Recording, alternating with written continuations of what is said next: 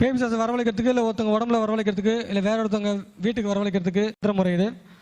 உடனே வேலை செய்யும், ஒரே நாளில் வேலை செய்யும். நான் காலைல சொன்ன மாதிரி சில பிரயோக முறைகள் சேர்த்து செய்யும்போது 1 மணி நேரத்தில் வேலை செய்யும். எந்த சைடு எஃபெக்ட்டும் கிடையாது.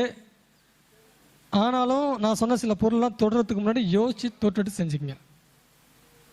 அதோட பூஜை முறை இதில் கொடுத்துருக்கேன். இந்த மந்திரம் ஜபம் பண்ணும்போதே உங்களுக்கு தலைக்கு மேலே தலைகளாக தொங்கிட்டு நிற்கும். என்ன வேணும்னு கேட்கும். எங்கே கூப்பிட்டாலும் வருங்களா? எங்கே கூப்பிட்டாலும் வரும். அமாவாசை அன்னைக்கு ஆலமரத்தடியில் படையல், சகலவிதமான படையல், அசைவ படையல், சைவ படையல் எல்லாத்தையும் வச்சுக்கங்க. பண்டு இறைச்சி, ரத்த சோறு இதெல்லாம் ஆலமரத்தை சுற்றி 8 திசைக்கு வச்சிடணும்.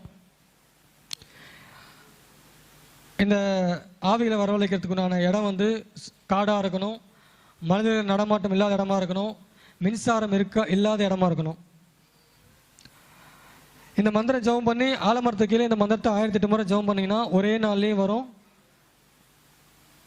தொடர்ந்து ஒரு 11 நாளோ 21 நாளோ 40 நாள் தொடர்ந்து ஜெபம் பண்ணிங்கன்னா இந்த ஆவியை வசம் பண்ணி உங்களுக்கு வேலைக்கு நீங்கள் வச்சுக்கலாம். உடனே வேலை செய்யும். தைரியம் இல்லை அப்படின்னாலோ, ஹார்ட்டு பலவீனமாக இருந்துச்சுனாலோ மேலே போய் சேர்ந்துருவீங்க. மற்றபடி எந்த பிரச்சனையும் கிடையாது. ஆவியை பார்க்கணுன்னு ஆசைப்பட்டீங்கன்னா தாராளமாக நீங்கள் இதை செஞ்சுக்கலாம்.